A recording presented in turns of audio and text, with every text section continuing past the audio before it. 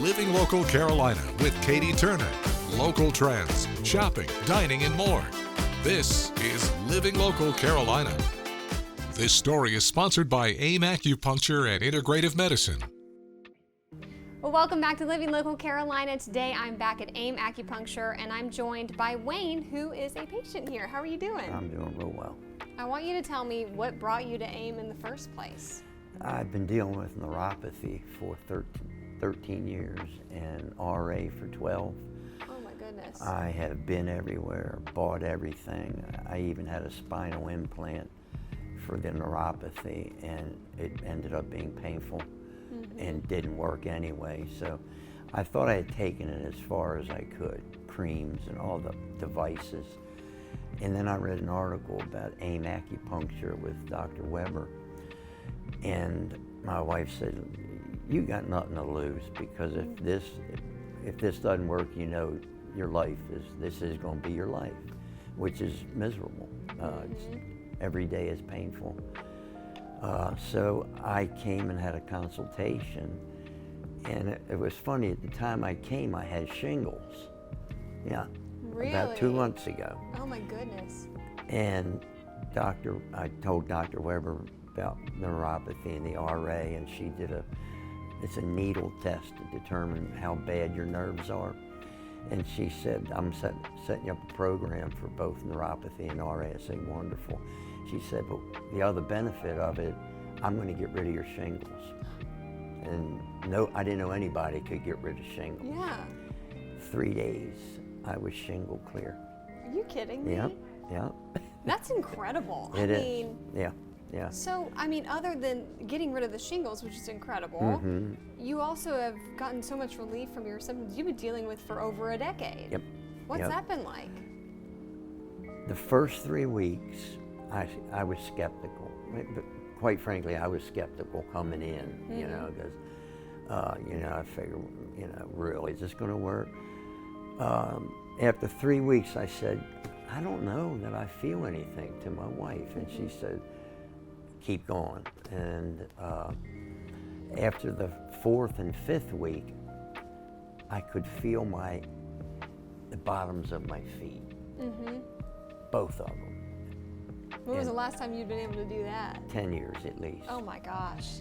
And so it started out at my heels, and then it's moving up to my toes, which will probably be the last, because they were the worst. But I'm not perfect yet, but I am walking the way I'm heel toe. My wife said, I don't have the Biden shuffle anymore, and I got rid of that. And this weekend, I walked in my bare feet on our wooden floors at home. Huge. That's huge. Walked around the pool in my bare feet. So, I'm trying not to be too rah-rah about it, but it's really working. I can feel it. I can tell that you definitely have gotten some great relief from this. And it's only going to get better. I think so. All right. I've got another 5 weeks. Another 5 weeks. But what are you looking forward to most? Getting back to the things that you weren't able to do before. How about walking the dog? Walking the dog was impossible because I couldn't walk. So now I can get back with her and we can walk 2 dogs together. I might even get on her bike and ride her bike. So I walk on the beach. Yeah. I live 800 feet from the Atlantic Ocean, and I haven't been on that in 4 years. Wow. I can't walk in sand. Yeah. The only way, when you have bad neuropathy, you need a flat surface, and it can't give, or you'll fall. So I'm getting back to the beach this summer. Well, that's great to hear. Thank you. This story is sponsored by AIM Acupuncture and Integrative Medicine.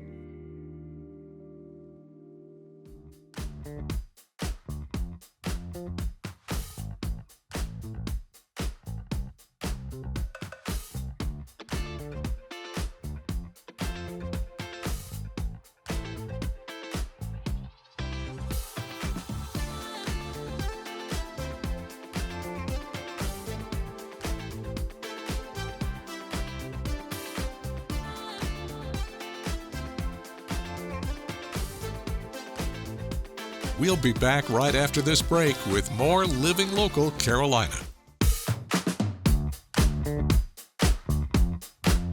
Today on Living Local Carolina, I have Jerica Smalls with me. She is an amazing tattoo artist as well as a graphic designer. How are you? I'm well, thank you. Good. I'm happy to talk to you once again, but this time about entrepreneurship. Okay. I know a lot of our viewers are into crafting and just, you know, kind of living free in a sense. Right. So when it comes to entrepreneurship, kind of tell us about your journey. So as far as that goes with, it just starts out with me trying to build a name for myself and trying to like advertise and push my work out there. So that means just kind of social media, reaching out any way that I can, kind of posting my work, even if it doesn't get as much, you know, feedback as I would like, just putting it out there, and then, you know, just passing out flyers or cards. I even try to throw special deals, like, you know what I'm saying, people come see me, I'm doing free giveaways. I want to paint a mural because there are projects that I love to work on to just say, hey, this is what I can do. So, you know what I'm saying? So if I feel as though building that brand and starting like that, that kind of helps out. You're right. No, you're right. That's so true. You have to build a name for yourself. Right. And so, but for you, as far as your background, you've kind of done a little bit of both, like entrepreneurship and then working with other companies. Yes, absolutely. I worked underneath, you know, different shops that allowed me to come out and do like flash bash events and pop-up shops. Allowed me to just come out and network and meet people from different cities. They come from different states, and we all come together, we work together for about 2 to 3 days, and then we leave, you know, networking, building more friendships, and then now we know other people and we get our word and our name out there. Right. So what inspired you to kind of go out on your own? More so of I was being defeated again in the corporate world, and so just I ended up doing jobs that weren't really in my field. I wasn't happy. I was just not making the money that or you know, the time or the things that I wanted to, you know, pursue. So it just was more so of me branching out and trying to find my own way. And once I did that, it definitely came easy. Like it flowed well and it worked out for me. So yeah. So that work ethic, I'm sure, contributes to that, right? Yes, absolutely. Just staying persistent, consistent, the drive, the passion, all of that. I love it. This was inspiring. Thank you, Jerica. Thank you. Yes.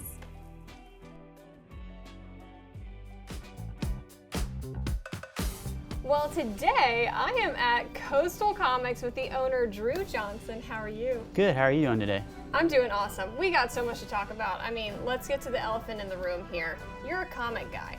A little bit. You know, you might say that. I started collecting when I was about 8. Did it my whole life, and it's kind of spiraled into having my own store the last 10 years. And you have pretty much a little something for everyone. Yeah, we've got old stuff, new stuff, action figures, posters, little gaming, you name it, we probably got it. If not, I'll get it for you. I love that. So you actually brought some examples of some pretty rare comics that you have as well. Yeah, I thought I'd bring a few things to show that you don't walk into a store and see on a daily basis, so I thought that might be a treat for everyone. So walk me through, we were talking about this earlier, that these are in cases because they've been graded? Yeah, that's the big trend in comics the last few years, getting your more valuable or more rare comics graded. It helps a lot of things, it helps preserve the comics. You and a potential buyer know exactly what you have in the comic as far as the grade and condition. Just helps everybody all the way around, and they look really cool in the case. They do, of course. But what constitutes something being graded well? Is it the condition? Is it how old it is? It's all about condition. Most collectibles, whether it be toys, video games, a lot of those are now being graded as well. It's about condition. So it used to be having the particular comic was, oh, I have the comic. Now it's having the comic in the perfect grade or a very high grade. This is an example of first appearance of Captain America in Marvel Comics, signed by Stan Lee. This one is from 1964. It's graded 7.0, which is pretty high for a book that's, you know, pushing 60, 70 years old. So that's why you get them graded, because not only do they look nice, they display well, and they will no longer deteriorate. And you were saying the new comics come out on Wednesdays? Every Wednesday's new release day, so that's probably our busiest day. People want to see what's out that week. There's always a new first appearance. There's always a hot comic everybody's looking for.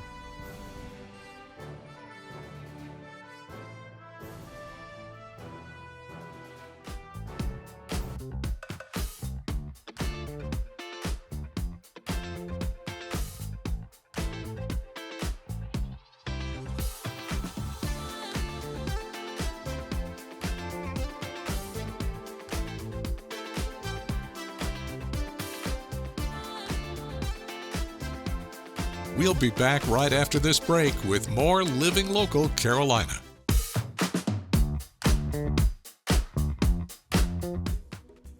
Well, welcome back to Living Local Carolina. Today, I mean, come on, what a treat. I am at Isn't the Art it? Museum of Myrtle Beach. How are you doing, Patricia? Oh, I couldn't be better. Thank you for being here. So you are the executive director here. I am, yes. You know quite a bit about art. I know quite a bit about this museum.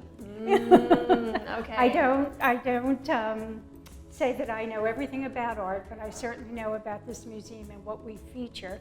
And I'm delighted to feature the Rhodes Collection of African American art, the Rhodes Collection of African American art, in this exhibition entitled Lifting Black Voices.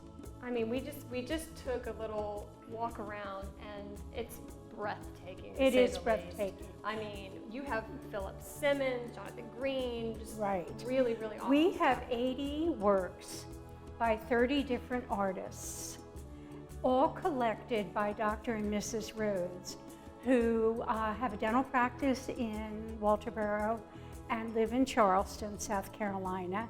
They have been collecting since 1991, and this is just a small portion of their collection. And weren't we lucky to get these 80 pieces? Oh my goodness. Yes, and I mean, we have names like Jonathan Green and Philip Simmons, Tyrone Jeter, Ariane King Comer, and Leo Twiggs, who do batiks. We have sculpture and woodwork and ironwork and oils and pastels. I mean, collages, James Denmark collages. So it just tells such a wonderful story. Mainly, all of these artists have ties to South Carolina. They all were born here, taught here, lived here, created here. So this is really a homage to South Carolina and the art of past and present. Well, I mean, what has the response been to people who have been perusing this exhibit so far? Absolutely couldn't have been better.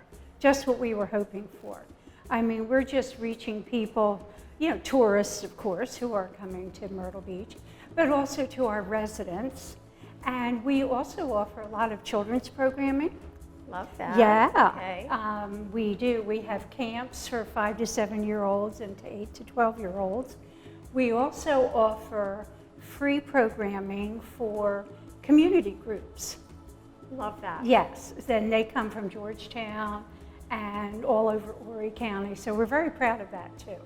Now remind me of y'all's hours. I mean, this is the place to come if you want. And we're free admission. Yeah, I was going to say, it's right. free, it's air conditioned. We love that, Yeah, especially we in the do, summer yes. here.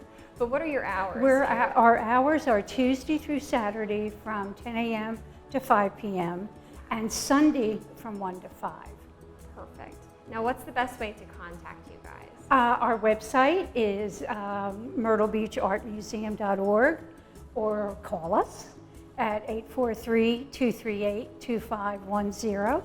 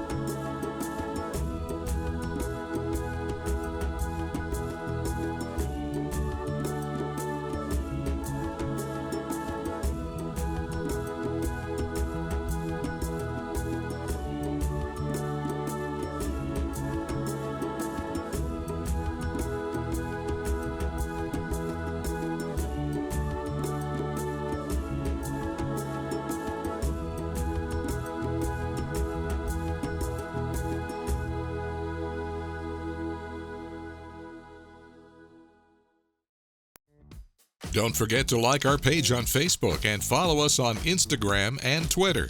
How to use the QR code. Just open the camera app on your smartphone, iPad, or tablet. Point your device at the QR code so the QR code appears on your screen. Your device will recognize the QR code and show you a notification. Click that notification and you'll come to our website.